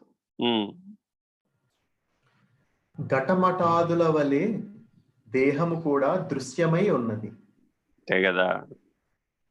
ఓ కొండ, ఓ ఇల్లు. ఘటం అంటే కొండ, మఠం అంటే ఇల్లు లేదా ఆశ్రమం, లేదు పిండాండం, లేదు బ్రహ్మాండం. అన్వయం పెట్టుకోవాలంటే అటు. ఘటం అంటే పిండాండం, మఠం అంటే బ్రహ్మాండం. ఇవన్నీ ఆశ్రయాలే తప్ప అధిష్టానం కాదు కదా. ఆ కొండ దేని నిమిత్తమై వాడబడిందో ఆ కొండకు ఆ పేరు నామరూపాలు కూడా రావచ్చు. ఆ బ్రహ్మాండం ఏదో ఓ పేరు పెట్టాం, ప్రాక్సిమా సెంటియారి అన్నాం. అది కూడా సూర్యుడు లాంటిదేవో నక్షత్రం. అక్కడ కూడా ఓ బ్రహ్మాండం ఉండవచ్చు. అక్కడ కూడా ఇలాంటి జీవులు వ్యవహారం ప్రతిపత్తి ఉండవచ్చు. ఇప్పుడు దానికి ఆ పేరు ఎవరు పెట్టారంటే మనమే పెట్టాం. ఇప్పుడు ఇక్కడ సూర్యుడికి వాళ్ళు ఏదో పేరెట్టుకుంటారు, మన బ్రహ్మాండానికి అక్కడ ఉన్నవాడు ఏదో పేరెట్టుకుంటారు. మనం ఆ బ్రహ్మాండానికి ఇలా పేరు పెట్టుకున్నాం. ఓ నక్షత్రానికి సిరియస్ అని పేరు. ఏంటో రకరకాల పేర్లు ఎప్పుడు కనిపెడితే ఎప్పుడు కనిపెడితే వాడిని బట్టి ఏదో తెలుసుకోవడం కోసం అనేది అంతా అడ్రస్, విలాసం. ఇవి సత్యం అవుతాయా? నువ్వు ఎక్కడ నివసిస్తే అది నీ విలాసం అవుతుంది. అంతేగాని విలాసాన్ని బట్టి నువ్వు ఉంటావుటాయా ఎక్కడన్నా? ఉండవు కదా. ఈ ఘటము నేను, ఈ మఠము నేను. ఏమండి మీరు ఎక్కడుంటారండి? నేను ఫలానా పొద్దుటూరులో ఉంటానండి. విలాసం. పొద్దుటూరు ఈయనైపోతాడా? ఎట్ట అవుతాడు? అవడు కదా. నాదండి ఫలానా అద్వైతం అండి, నాదండి ఫలానా ద్వైతం అండి, నాదండి ఫలానా ఆశ్రమం అండి, నేను బ్రహ్మచారిని అండి. అన్ని ఘటం మఠం అంతా ఆశ్రయాలే, అధిష్టానం కాదు. నాదండి నేను ఫలానా మిషన్ అండి, నేను ఫలానా ట్రస్ట్ అండి, నేను ఫలానా ఆర్గనైజేషన్ అండి, నేను ఫలానా ఉద్యోగినండి, నేను ఫలానా ఆశ్రమం అండి, నేను ఫలానా వానప్రస్థుని, నేను ఫలానా సన్యాసిని, మాది ఋషికే సాంప్రదాయం, నాది ఫలానా సాంప్రదాయం అండి. అన్ని ఆశ్రయాలే, అన్ని సర్వం. ఇవన్నీ చిన్న నిద్రలో లేనే లేవు. ఈ ఆశ్రయం గొడవ చిన్న నిద్రలోనే లేదు, పెద్ద నిద్రలే ఉంటుంది. పెద్ద నిద్రలో లేనిది ముక్తి మోక్షంలో ఉంటుంది. అవి అక్కడే నిలబడవు. ఇదంతా వదిలిపెట్టవలసిందే, ఇదంతా నివర్తించవలసిందే, నిరసించవలసిందే. ఎప్పుడు నువ్వు నీ లక్ష్యం పరం, పరాత్పర, పరబాహ్యం. అక్కడే ఆశ్రయం లేదు, అధిష్టానమే లేదు అసలు. అక్కడ పరబాహ్యంలో అధిష్టాన రహితం. అధిష్టానమే లేదంటుంటే ఆశ్రయం ఎక్కడ? కాబట్టి ముందు మన గొడవ ఆశ్రయంతో. కాబట్టి అతీత దృష్టితో ఆశ్రయాన్ని వదులుకోవాలి, రహిత దృష్టితో అధిష్టానాన్ని పోగొట్టాలి. చదువు. దృశ్యమైనది నశించును. అంటే దృశ్యం అంతా ఆశ్రయం కదా. ఇప్పుడు మనం మాట్లాడుకున్నవన్నీ దృశ్యాలే. నేను వానప్రస్థనండి, నేను బ్రహ్మచారినండి, నేను బాల్యం అండి, నేను యవ్వనం అండి, నేను కౌమారం అండి, నేను వృద్ధాప్యం అండి, నేను వ్యాధిగ్రస్తుడండి, నేను హాస్పిటల్లో ఉన్నానండి, నేను ఆటగాడినండి, నేను పాటగాడినండి, నేను నాది అద్భుతం అండి, నేను అద్భుతమైన ప్రతిభావంతుడు, నేను ఐటీ ప్రొఫెసర్నండి, నేనే సీఈఓనండి, నేను లేకపోతే అసలు ఆ కంపెనీయే లేదండి. అన్ని ఆశ్రయాలు, దృశ్యాలు అంతే. నేను లేకపోతే అసలు ఈ దేశమే లేదండి, నేను లేకపోతే ప్రపంచమే లేదండి, నేను లేకపోతే ఏదీ లేదండి. సత్యం నాయన, నువ్వు లేకపోతే ఏదీ లేదు. వాడు భ్రాంతితో అయినా సత్యమే చెప్తున్నాడు. నేను లేకపోతే ఏదీ లేదండి, నా సంసారమే లేదండి. ఉన్నాయన, నువ్వు లేకపోతే సంసారం ఎలా ఉంటుంది? ఉండదు. నీతోనే అది ముడిపడింది. నీ ఆహాన్ని వదిలిపెడితే అవేమీ లేవు. అవి ఆశ్రయాలు, దృశ్యాలు. ఈ సత్యాన్ని తెలుసుకొని అయినా మరి నేను పని చేయమంటారండి? వద్దండి. శుభ్రంగా ఈ జ్ఞానంతో తెలుసుకుని పని చేయి. ఇది మిథ్యని, ఇది భ్రాంతి అని, ఇది లేనిదని, ఇది నేను కాదని, నేను శరీరినని స్వరూప జ్ఞానం నిష్టలో ఉండి చెయ్యి. అప్పుడు నేనేది అంటలేదు. అప్పుడు నువ్వు అధర్మమే చెయ్యవు, అప్పుడు సమస్య లేదు. ఆశ్రయం దాకా ఎక్కడైతే దిగొచ్చేసావో, అవకాశం దాకా దిగొచ్చేసావో, దృశ్యం దాకా దిగొచ్చేసావో, అప్పుడే కదా నీకు సమస్య, అప్పుడే జీవుడు అయ్యావు. అట్లా దిగిరామాక. శరీరి అశరీరి నీ లక్ష్యాలు అవి. లక్షణ రీత్యా శరీరివి, ఆ లక్షణం కూడా రహితమైతే అశరీరివి. చదువు. దృశ్యమైన దేహము దృక్యైన నీకన్నా అన్యముగా గోచరించుట వలన శరీరము ఆత్మ అయ్యేందుకు వీలు లేదు. Very important. ఏమండి ఇవన్నీ అవసరమేనా? అవసరమే. కానీ ఇది అది కాదు, అది ఇది కాదు. అదేంటండి? అవును, ఇది ఇదే, అది అదే. ఇదో పద్ధతి, చెప్పే పద్ధతి. జీవుడు జీవుడే, దేవుడు దేవుడే. అదేంటండి? ఆ దేవుడి నుంచే కదా జీవుడు వచ్చాడు. ఎవరు చెప్పారా నీకు? ఆ దేవుడే ఈ జీవుడు అయ్యాడు కదండి. ఎవరు చెప్పారు నీకు? ఇవన్నీ కొన్ని వాదములండి. ఇప్పుడు నేను మా తెలుగులో మామూలుగా మాట్లాడుతున్నవన్నీ వేదాంత పంచదశలో విస్తారంగా చర్చించేటటువంటి సిద్ధాంతవాదములు. పరిణామవాదం, వివర్తవాదం, వార్తీకవాదం, ఇలా చాలా విస్తారమైన సిద్ధాంతాలు. ఇవన్నీ ఒక్కొక్క దాని మీద 1000 గ్రంథాలు, భాష్యాలు కూడా ఉన్నాయి. సరే, ఆ గొడవ అంతా ఇప్పుడు మనకు అక్కర్లేకపోయినా ఏదైతే ఏంటంటే, నాయన నీవు అదై ఉన్నావు, తత్వమసి ఉపదేశవాక్యం. నీవు అదై ఉన్నావని చెప్పాలి అంటే, అసలు అధికారిత్వం నీకు తత్వమసి పొందాలి అంటే, నేను ఇది కాదురా బాబు అన్నవాడికే చెప్పడానికి వీలు. నేను ఇదేనండి బాబు అన్నవాడికి అది నువ్వు అయి ఉన్నావని ఎలా చెప్తాం? అంటే అర్థం ఏంటి? దృశ్యంతో బాగా కలిసిపోయినటువంటి హిప్ హాప్, రిప్ ర్యాప్, బ్రేవా, నేటి కాలంలో విపరీత ప్రవర్తనలు చాలా వచ్చినాయి. ఈ వైపరీత్య లక్షణాలతో ఉన్నవాడిని మొట్టమొదట సామాన్య లక్షణానికి తేవాలి. ఈ సామాన్య లక్షణాన్ని వాడు ఏడుస్తూ ఉంటే నెత్తి మీద కొండ భళ్ళు అంటే వాడికి ఇప్పుడు వెళ్ళి నువ్వు ఆత్మస్వరూపుడురా, నువ్వు పరమాత్మ స్వరూపుడురా అని చెప్పడం భగవద్గీత సందర్భంలో మాత్రమే సాధ్యమే. చూడండి, అర్జున విషాద యోగంలో మాత్రాన్ని వెంటనే సాంఖ్య యోగాన్ని గొప్ప హై డోస్ పొటెన్సీని వేసాడు ఆయన. అలా మానవ జీవితాన్ని జాగ్రత్తగా మీరు అధ్యయనం చేస్తే దృశ్య సంగతమై, ఆశ్రయ సంగతమై, విషయ సంగతమై, సంసార సంగతమై, ప్రపంచ సంగతమై, అనాత్మ సంగతమై, అధ్యాస సంగతమై, ఆభాస సంగతమై ఉన్నటువంటి వాడిని మొట్టమొదటి ఏం చేయాలి? దాంట్లోంచి వేరు చేయాలి. సాంగత్యము, సంగత్వము, ఈ రెండే జీవితం అంతా ప్రభావితం అయ్యేది. వీటిని మార్చేస్తే వాడు మారిపోతాడు. వాడిలో ఎదుగుదల వస్తుంది, వికాసం వస్తుంది, వివేకం వస్తుంది. ఇలా జాగ్రత్తగా విచారణ చేసి ఇది దృశ్యము, ఇది నేను కాదు, ఇది ఆశ్రయము, ఇది నేను కాదు అనే వివేకం మేల్కోవాలి. చదవ. శరీరము పరిణామశీలమై ఉన్నది. శరీరములో జరుగు మార్పులనే వీక్షించుటచే ఆత్మ దేహము కాదు.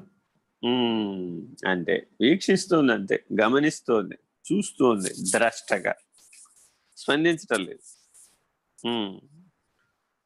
శరీరములో ఒక అవయవము లేదా కొన్ని అవయవములు లోపించినను వ్యక్తి మనుగడ కొనసాగుటచే దేహము ఆత్మ కాదు. ఉపమానం చెప్పారు. ఒరే బాబు, ప్రపంచంలో అనేక మంది ఒక్కొక్క అవయవ లోపంతో వచ్చారు. వచ్చినంత మాత్రాన వాడి జీవితం ఆగిపోయిందే. వాడి మనుగడకి లోపం ఏం లేదు, జరిగిపోతూనే ఉంటుంది, ఏమీ ఆగదు. ఓడికి కాలు లేదు, ఓడికి కన్ను లేదు, ఓడికి చెయ్యి లేదు, ఓడికి కర్మేంద్రియాలు లేవు, ఓడికి విసర్జక అవయవాలు లేవు. ఏది లేకపోయినా ఏమిటి ఆగింది పని? ఏమీ ఆగల. వాడి మనుగడ ఏం ఆగలేదు. విసర్జక అవయవాలు లేకపోయినా కూడా ఇవాళ ఆల్టర్నేటివ్ వచ్చేసింది. కొంతమంది పుడుతూనే హార్ట్లో హోల్, హృదయానికి రంధ్రంతో పుడతాడు. ఇప్పుడు వాడి మనుగడకి ఏమైంది? జీవించేస్తుంటాడు, ఆయుర్దాయం ఉన్నంతకాలం జీవించేస్తూ ఉంటాడు. ఇలా శరీరంలో ఎన్ని వైకల్యాలు, ఎన్ని లోపాలు ఉన్నప్పటికీ వాడి అరిషడ్ వర్గాలు, వాడి సుఖ దుఃఖాలు, వాడి సూక్ష్మ శరీరం, భోగాయతనం, భోగ సాధనం, ఈ రెండింటిలో ఏం మార్పు రాదండి. ఇది గుర్తుపెట్టుకోవాలి. ఎన్నన్నా ఉండనివ్వండి, వాడి అరిషడ్ వర్గాలు, వాడి తాపత్రయాలు, వాడి రుణత్రయాలు, వాడి త్రిపుటి అంతా అలాగే ఉంటుంది. అదంతా లోపల సూక్ష్మ శరీరం. ఈ బయట ఉన్న అన్నమయ కోశం కాదు. దీని లోపాలు దానికి చెందవు, దాని శక్తి దీనికి చెందుతుంది. పైగా వింతైన విషయం ఏంటి, వాడికి ఏదైనా లోపం ఉందంటే మిగిలినవన్నీ చాలా అద్భుతంగా పనిచేస్తాయి, ఆ లోపాన్ని కవర్ చేస్తాయి. చదవ.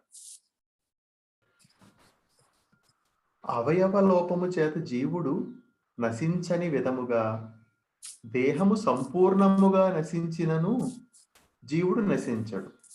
అంటే దేహం అంతా పోతే మాత్రం ఏమైంది, దేహాంతర ప్రాప్తి జీవుడు కలిగేసింది కదా. జీవుడు ఎక్కడికి పోయాడు, వాడెక్కడికి పోలే, ఇంకో శరీరానికి పోయాడు. ఈ రాత్రికి ఈ శరీరంలో పడుకున్నాడు, ఈ శరీరంలోనే లేచాడు అనుకోండి, ఉన్నాడు అన్నాం. ఈ శరీరంలో లేవలా, ఇంకో శరీరంలో లేచాడు, పోయాడు. అంతే, ఈ శరీరం నుంచి ఇంకో శరీరానికి పోయాడు. అంతకు మించి అక్కడ ఏం పెద్ద ప్రమాదం జరిగింది ఏం లేదు. సమస్య ఎక్కడ కావాలి మనకి ఇప్పుడు, ఈ జీవుడు తనను తాను కర్మచక్రంలో మరల పుట్టేటటువంటి అజ్ఞానాన్ని కోల్పోవాలి, తాను పరమాత్మనని తెలుసుకోవాలి. అది లోపల రావాలా, ప్రశ్న బయట రావాలి. ఇప్పుడు ఈ విచారణ అంతా ఎవడికి వాడికి లోపల జరగాల, బయట జరగాల అంటే పక్కవాడితో చెప్పాలా, మనమంతా మనతో మనం మాట్లాడుకోవాలా. స్వాధ్యాయానికే ఆత్మబోధ. నీ లోపల నువ్వు ప్రశ్నలు వేసుకోవాలి, నిన్ను నువ్వు బాగా గమనించుకోవాలి, నీ లోపల మల విక్షేప ఆవరణ దోషాలు ఎలా ఉన్నాయో తెలుసుకుని నివర్తించాలి. జీవభావ నుంచి పరమాత్మ స్థితికి ఎదగాలి.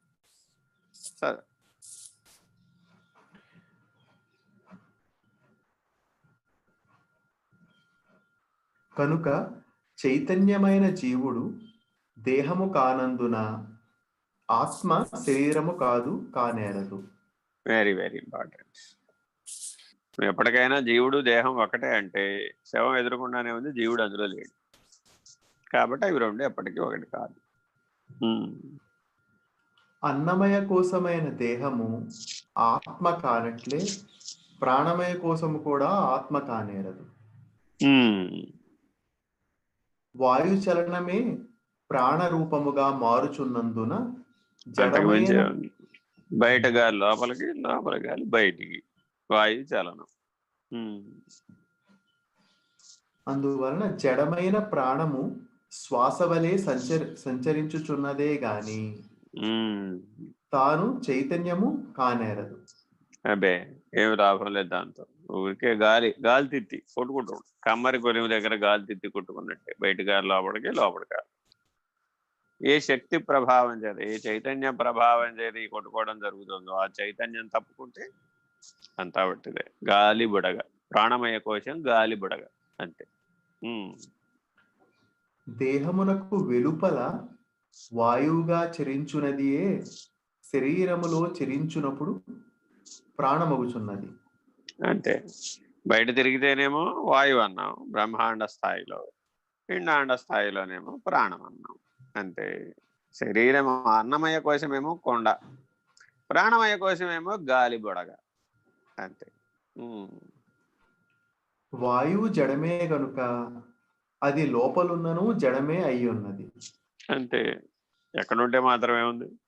పంచభూతాలన్నీ జడమే, అందులో చైతన్యం అనుస్యూతంగా వ్యాపకమై ఉంది కాబట్టి అవి నీకు అనుభవాన్ని ఇస్తున్నాయి. ఆ చైతన్యం అక్కడ ఉంది, ఇక్కడ ఉంది. ఇక్కడ అక్కడ రెండు చోట్ల బహిరంతరములనే తేడా లేకుండా వ్యాపకమై ఉన్న చైతన్యాన్ని ఎవరైతే గుర్తించారో వాడికి పంచకోశాలు అప్రధానమే, పంచభూతాలు అప్రధానమే.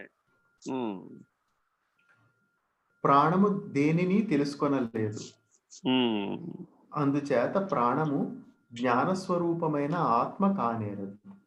ప్రాణం అనుభవించడానికే పనికొస్తుంది కానీ తెలుసుకోవడానికి పనికిరావద్దు. జ్ఞాన సదృశ్యం కాదు అది, చేతన సదృశ్యం, చైతన్య సదృశ్యం కాదు. చైతన్యం చేత నడపబడుతుంది కాబట్టి ప్రాణం జడం. అన్నమయ ప్రాణమయ కోశముల తర్వాత తెలియదగినది మనోమయ కోశము. నేను నాది అనేది అహంకార మమకారాలకు నిలయము. అంతే. మనోమయ కోశం అంటే ఏమిటి? ఈ శరీరం నాది, ఈ ప్రపంచం నాది, ఈ వస్తువులు నావి, నేను శరీరాన్ని, అహంకారం మమకారం. ఏమండి, నా వస్తువు, నా ల్యాప్టాప్ ఎక్కడో కనబడలేదు చూడండి, నా సెల్ ఫోన్ ఎక్కడుందో కనబడలేదు చూడండి, నా శరీరం ఎక్కడుందో కనబడలేదు చూడండి, నేను ఎక్కడున్నానో కనబడలేదు చూడండి. ఇట్లా అన్నమాట. అహంకారం, మమకారం. నీ ఇంట్లో ఉన్న అన్ని వస్తువులలో ప్రతిబింబించేది నువ్వే, ఆ వస్తువులు కాదు. ఓ గరిటె కనపడకపోతే చాలు ఇల్లాలకి గంగవెర్రలు వస్తాయి, బీపీ వస్తుంది. అహంకార మమకార సముదాయమే మనోమయ కోశం, వేరేమి లేదు. మనోమయ కోశం అంటే ఏమిటి? అహంకారం, మమకారం. కర్తృత్వ భోక్తృత్వ అభిమానాలకు ఆలయం. అంతే, బాగా విచారణ చేశాం కదా మనం ఇదంతా. కర్తృత్వ, కర్త, భోక్త, ఎంతసేపు అంతే. నేనండి 50 ఏళ్ల క్రితం పుట్టింటి నుంచి తెచ్చుకున్నానండి. ఏమిటి? నేతి చిట్టి గిన్నె. ఆ నేతి చిట్టి గిన్నె ఆ బయట పెట్టింది, కాకి ఎత్తుకుపోయింది. దాంతో గొడవ వచ్చింది. ఆవిడికి పాపం 1 నెల రోజుల పాటు నిద్రపడ. నా పుట్టింటి నుంచి తెచ్చుకున్న గిన్నెని కాకెత్తుకుపోయిందిరా బాబు, అయిపోయాయి. ఇట్లా ఉంటాయి మనలో అహంకార మమకారాలు, కర్తృత్వ భోక్తృత్వాలు. చాలా జాగ్రత్తగా విడవాలి, ప్రయత్నించి విడవాలి, సాధన చేత విడవాలి. వాటంతట అవే ఎప్పటికీ పోవు. ఎంత ప్రయత్నం చేసినా కర్మ మార్గంలో అసలు బలపడిపోతాయి. అజ్ఞానమునకు ఆధారము. మనస్సే జగత్తును చిత్రించుచున్నది. మనోమూలం ఇదం జగత్. అదే అన్ని చిత్రాలు చేసేది, అంతకుమించి ఏమీ లేదు. నా చిన్నప్పుడు అండి అందరూ కాసేపు పోసుకుని మడి కట్టుకునేవారండి. ఇప్పుడు ఎవరూ కట్టుకోవట్లేదు. ఇంపార్టెంట్ ఏమిటి ఇప్పుడు మనకి? స్వరూప జ్ఞానం ఇంపార్టెంటా, మడిబట్ట ఇంపార్టెంటా? మడిబట్ట పనిముట్టు. స్వరూప జ్ఞానం లేని మడిబట్టను ఏం చేసుకుంటావు? 100 ఏళ్ల పాటు మడిగట్టావు, స్వరూప జ్ఞానం రాలేదు, ఆత్మజ్ఞానం రాలేదు, పరమాత్మ స్థితి నిర్ణయం కాలేదు. అప్పుడు ఏం చేద్దాం? అంటే వస్త్రాలన్నీ వదిలేసి దిగంబరుడుగా ఉన్నంత మాత్రాన స్వరూప జ్ఞానం పొందినట్టేనండి? ఎవరు చెప్పారు? అసలు శరీరాన్ని వస్త్రంగా చూడరా బాబు అంటే శరీరం పైన వస్త్రం కట్టేదాని సంగతి ఎవడు అడిగాడు? అంటే అర్థం ఏంటంటే అసలు వికాసం ప్రాథమిక స్థాయిలోనే రాకపోతే నువ్వు పిహెచ్డి ఎట్ట చేస్తావురా అని అర్థం. కానీ సామాన్య కర్మ సదాచారణం, ఆచరణ తప్పక ఉండాలి. కానీ అది వైపరీత్యంగా ఉండకూడదు, విపరీత భావనను సంతరించుకోకూడదు, దాంట్లో అహం చేరకూడదు, కర్తృత్వ భావం చేరకూడదు. Very very important. కర్తృత్వం భోక్తృత్వాన్ని ప్రయత్నపూర్వకంగా త్యజించాలి. మనోనాశముతో జగత్తే అదృశ్యమవుచున్నది. మనస్సు గనక లేకపోతే ప్రపంచమే లేదు. పూర్వం వాడు ఎవరెవరితోనో ఎక్కడెక్కడో ఏదో రకాలైన ఉద్యోగాలలో, ఏదో రకమైన వ్యాపారాల్లో, వ్యవహారాల్లో, వ్రతాల్లో, దీక్షల్లో ఆ గృహిణి కానీ ఆ గృహస్థు కానీ ఎన్నో పనులు తన జీవితంలో చేయవచ్చు. వానప్రస్థ సన్యాస ధర్మాలకు వచ్చేసాడు. ఏమైపోయినప్పుడు అవన్నీ నివర్తించిపోయింది. ఆ ప్రపంచం ఇప్పుడు ఏం లేదు, ఆ మనుషులు లేరు, వాళ్ళందరూ వాళ్ళ ప్రపంచాల్లో వాళ్ళు ఉన్నారు. వాళ్ళ ప్రపంచంలో ఈయన లేడు, ఈయన ప్రపంచంలో వాళ్ళు లేరు, అంతే. ఓ 25 ఏళ్ల క్రితం ఎక్కడో ఓ దగ్గర పని చేసేవాడు, అక్కడ ఉన్న మనుషులు, అక్కడ ఉన్న ప్రపంచం, అక్కడ ఉన్న వ్యవహారం, ఆ గొడవ అంతా. అయినా ఇంకా ఏదైనా శేషం మిగిలిందనుకోండి, ఆ శేషం వచ్చి ఇక్కడ పట్టుకో. ఇప్పుడు ఆ ప్రపంచం లేదు వాడికి, ఇప్పుడు ఆ గొడవ లేదు, ఇప్పుడు ఆ వ్యవహారము లేదు. కానీ అక్కడ ఇక్కడ తాదాత్మ్యత కలిగిన మనుషులు ఉండిపోతారు. అహంకార మమకారాలతో కూడిన తాదాత్మ్యత కలిగిన మనుషులు మిగిలిపోతారు. వాళ్ళు వెతుక్కుంటూ వీళ్ళన్నా వస్తారు, వీళ్ళైనా వాళ్ళని వెతుక్కుంటూ వెళతారు. తప్పదు. ఈ సమిష్టిలో, ఈ పరిణామంలో ఇలా మనకు కనబడుతూ ఉంటుంది. దీనికంతటికి కారణం మనోమూలం ఇదం జగత్. వాడు నిన్ను ఎందుకు వచ్చాడయా? అయింది వాడికి నీకు ఏనాటిదో రుణత్రయంలో భాగం. ఏమిటి రుణత్రయం?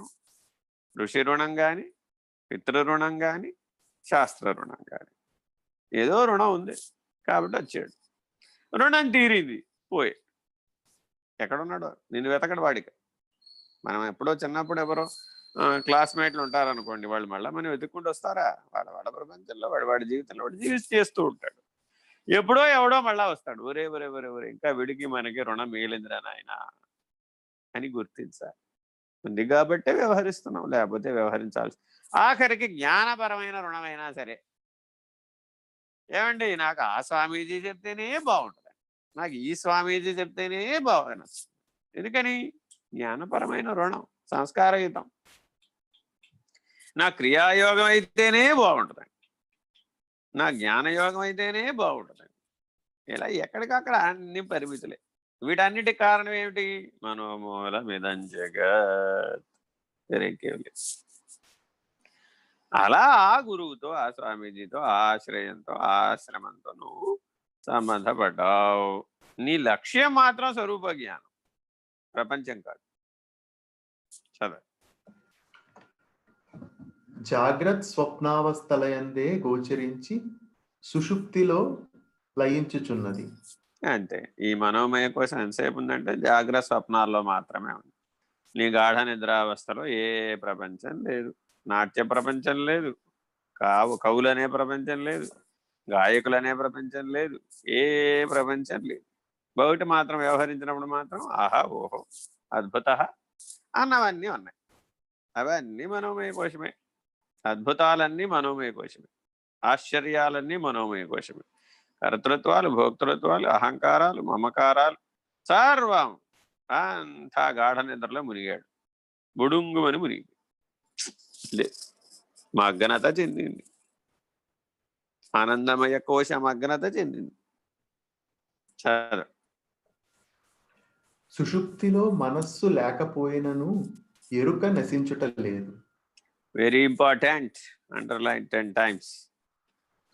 సుషుప్తి యందు మనసు లేకపోయినా ఎరుక మిగిలే ఉంది. అంటే మనసు ఎరుక ఒకటే అనే భ్రాంతి మనకి మెలకువలో పనిచేస్తుంది.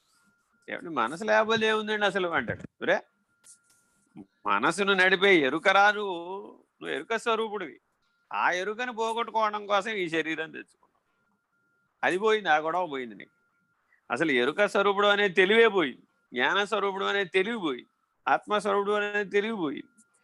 ఆ ఎరుకని కైవల్య స్థితిలో లేకుండా చేసుకోవడం కోసం ఈ శరీరాన్ని ఈ పనిముట్టు తెచ్చుకున్నాం. ఇలా వచ్చినటువంటి వాడివి ఏమైపోయాడు ఇప్పుడు?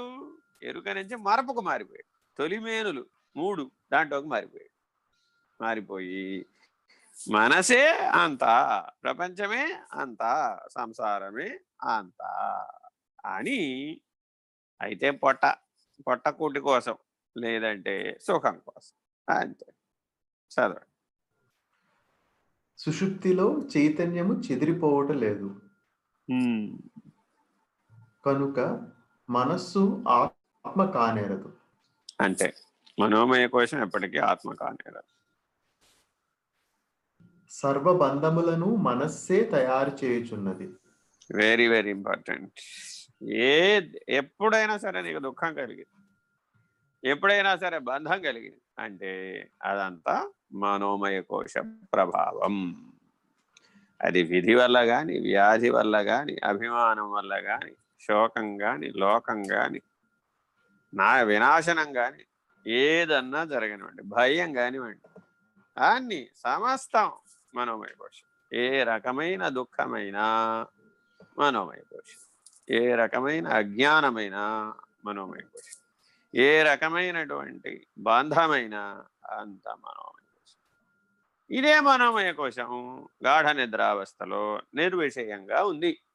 ప్రతిరోజు you are trained by the God every day in the sleep అంటారు. నీకు ప్రతిరోజు ట్రైనింగ్ ఇస్తున్నాడు ఈశ్వరుడు గాఢ నిద్రావస్థలో. నిర్విషయం మనః. మెలకువలో నిర్విషయంగా ఉండరా బాబు అంటే మాత్రం ఉండడు. రోజు ట్రైనింగ్ పుచ్చుకుంటాడు పాపం. ఇంకెక్కడ ఎవరిని ఎదుగుతాడు గురువు అని? తన లోపలున్న ఈశ్వరుడైన గురువు ప్రతిరోజు గాఢ నిద్రావస్థలో నిన్ను నిర్విషయ స్థితి యందు ఉంచి సశక్తివంతుడిని చేసి చక్కగా విశ్రాంతి పొందించి ఉత్సాహంతో నిన్ను మరలను మేల్కొలుపుతున్నాడు. దేనికి? జ్ఞానాన్ని పొందమని. నిర్విషయం మనః, జాగ్రత్త అవస్థలో ఇలాగే ఉండు నాయనా అని చెప్పి మరీ పంపిస్తున్నాడు. కానీ వీళ్ళు లేవగానే మళ్ళా మాటలు. అహంకారం, మమకారం, కర్తృత్వం, భోక్తృత్వం, అంతే గోల. ఈ స్వప్నంలోకి వచ్చేస్తూనే జాగ్రత్త అవస్థలోకి వస్తూనే ఇవన్నీ పనిచేస్తాయి. పని చేయగానే నా కత్తిపీట అక్కడికి పోయిద్దిరా బాబో. వాడు ప్రమాదం కత్తిపీటతో జరగాల్సిందండి, వాడు వెతుక్కుంటూ పెడతాడు ఆ కత్తిపీట. కళ్ళెదురుగుండా ఉన్న చాకుతో పని చేసుకోవచ్చుగా. ఆహా, సంతృప్తి చెందడు. ఆ కత్తిపీటే కావాలని తెచ్చుకుంటాడు, దాంతో ప్రమాదం కొని తెచ్చుకుంటాడు. ఇలాగా ఏవేవో అహంకార మమకారాలన్నీ వస్తు రూపంలో, విషయారూపంలో, ప్రపంచ రూపంలో, సంసార రూపంలో, నీ మనోమయ కోశ రూపంలో, ముఖ్యమైనది ఇది. అవన్నీ నీ మనోమయ కోశంలో స్థానాన్ని సంపాదించు, అక్కడి నుంచి పనిచేస్తాయి. ఎవడైతే నిర్విషయం మనహాగా ఉన్నాడో జాగ్రత్త అవస్థలో, వాడు చైతన్య స్వరూపుడు. వాడికి ఏ గొడవ లేదు, వాడికి ఏ ప్రపంచంతో పని లేదు, వీడికి ఏ సంసారంతో కూడా పని లేదు, వాడికి వాడితోనే పని లేదు, వాడి పంచకోశాలతోనే వాడికి పని లేదు. చదవండి. మనస్సులో నడిచే సర్వ సంకల్పములు నీ చేత చూడబడుటచే నీవు మనస్సు కాదు. అంతే. ఏమయ్యా నువ్వు ఇవాళ శివాలయానికి వెళ్ళలేదేమిటి? శరన్నవరాత్రులు అమ్మవారి గుడికి వెళ్ళలేదేంటి? ఎవరిని అడగాలి ఈ ప్రశ్నలు? అన్నమయ కోశ ప్రాణమయ కోశాల్లో ఉన్నవాడిని అడగాలి. పంచకోశ వ్యతిరిక్త అవస్థాత్రయ సాక్షి శరీరత్రయ విలక్షణ స్వాత్మనిష్ఠుడు. ఈ దగ్గరికి వెళ్ళి, ఏమయ్యా నువ్వేంటి శివాలయానికి వెళ్ళలేదు, నువ్వు ఇవాళేంటి నువ్వు రామాలయానికి వెళ్ళలేదు, ఇవాళేంటి నువ్వు అమ్మవారి ఆలయానికి వెళ్ళలేదు అని అడిగావు అనుకోండి, వాళ్ళందరూ లోపలే ఉన్నారు, బయట లేరు. అక్కడికి వెళ్ళి చూసేది ఎవరు? అన్నమయ కోశ పరిధిలో ఉన్నవాడు. తనలోనే దర్శించేవాడెవడో, తన యందే దర్శించేవాడెవడో, తానుగా దర్శించేవాడు. దర్శనాలు 3 స్థాయిలు. తనలోనే దర్శించడం, తన యందే దర్శించడం, తానుగా దర్శించడం. త్వమేవాహం అన్న స్థాయికి వచ్చేసాడు వాడు. తలచినంత మాత్రమే ఆ దివ్యత్వ అనుభూతి అందు ఉండిపోగలడు. తలవకుండా కూడా ఉండిపోగలడు, అదే సహజంగా కూడా ఉండగలడు. ఇది స్థాయి భేదం. తలచి ఉండటం, తలవకుండానే సహజంగా ఉండటం, వెరీ వెరీ ఇంపార్టెంట్. సాక్షిగా ఉండటం, 3వ స్థాయిలో అధిగమించేస్తాడు ఆ దైవీ చైతన్యాన్ని. సాక్షిగా ఉంటాడు, కేవలం ప్రకాశంగా ఉంటాడు. అలా ఎవడైతే ఉన్నాడో వాడికి ఇప్పుడు మనోమయ కోశం ఎక్కడ? దేనే లేదు. ఇలా జాగ్రత్తగా విషయస్థాయిలో నుంచి శుద్ధాత్మ, బుద్ధాత్మ, ముక్తాత్మ, దివ్యాత్మ, జీవాత్మ స్థాయి నుంచి ఇదే మనోమయ కోశం మనిషిని జీవాత్మగా చూపిస్తాం. ఈ జీవాత్మ విషయాత్మ, విషయానందం ఇక్కడ ఈ ప్లాట్ఫామ్ మీద నుంచి శుద్ధాత్మ, బుద్ధాత్మ, నిత్యాత్మ, ముక్తాత్మ, దివ్యాత్మ. చూడండి ఆత్మశబ్దంలో ఎంత విశేషం ఉందో. దాని మల విక్షేప ఆవరణాలతో కూడిన జీవుడుగాను జోడించవచ్చు. అతీతంలో ఉన్నటువంటి శుద్ధాత్మ, బుద్ధాత్మ, నిత్యాత్మ, ముక్తాత్మ, దివ్యాత్మ. దివ్యాత్మ స్వరూపులారా అంటారు భగవాన్ సత్సాయి. మానవులందరూ కూడా దివ్యాత్మ స్వరూపు, ప్రేమాత్మ స్వరూపులారా. ఎవడైతే ఈ దివ్యాత్మ అన్న స్థితికి వస్తారో వాళ్ళకి ఇంకో మెట్టు, పై మెట్టు ప్రేమాత్మ. అందుకని మొదట శుద్ధాత్మ, తర్వాత బుద్ధాత్మ, ఆ తర్వాత నిత్యాత్మ, ఆ తర్వాత ముక్తాత్మ, ఆ తర్వాత దివ్యాత్మ, ఆ తర్వాత ప్రేమాత్మ. ఇది ప్రయాణం చైతన్య వికాసంలో. మెహర్ బాబా అంటారు, సప్త జ్ఞాన భూమికల గురించి వివరిస్తారు భగవంతుని దశావస్థలలో భగవద్వచనంగా. అలాగే వేదాంత పంచదశి చెప్తుంది సప్త జ్ఞాన భూమికలు. శుభేచ్ఛ నుంచి తనుమానసి, అసంశక్తి, ఇట్లా తుర్యగా వరకు ఈ సప్త జ్ఞాన భూమికల గురించి చెప్తుంది. ఆ 7వ జ్ఞాన భూమికలో తుర్యగా ఉన్నాడు వాడు బ్రహ్మస్వరూపం. అర్థమైందండి. అందుకని శుద్ధాత్మ, బుద్ధాత్మ, నిత్యాత్మ, ముక్తాత్మ, దివ్యాత్మ, ప్రేమాత్మ, బ్రహ్మము.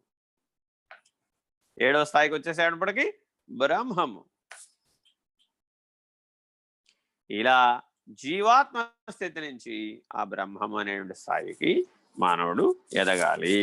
హరి ఓ శ్రీ గురుభ్యో నమః. హరి ఓ. పూర్ణమద పూర్ణమిదం పూర్ణాత్ పూర్ణముదచ్యతే పూర్ణస్య పూర్ణమాదాయ పూర్ణమేవావశిష్యతే. ఓం తత్సత్. ఓం శాంతి శాంతి శాంతి. హరి ఓం. శ్రీ గురుభ్యో నమః. హరి ఓం. నారాయణ నారాయణ. సాయిరాం గురుగారు. సాయిరామ్ అండి.